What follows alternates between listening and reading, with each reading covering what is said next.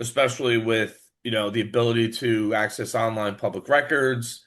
You know, I think there's also a trend towards remote notarization. So having something notarized traditionally, you go into a bank, you go to a notary, you sign. There's the ability now to do this remotely.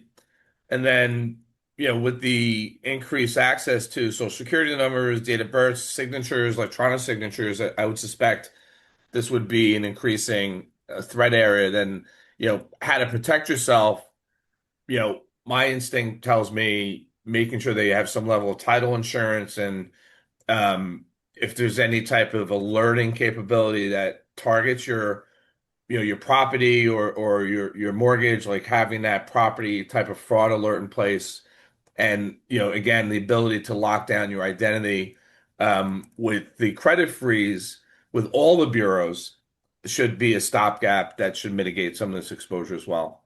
Yeah. And when you're buying real estate, you're the one moving money, right? That's the time to be very, very paranoid about, are we sure we're sending it to the right place? Because we have seen scammers, they jump in ahead of time and they say, okay, great, we're closing on your property. Send us the money to this account, and it's the wrong account. And the money, once the money goes, we should talk about that for just a second, but once the money leaves,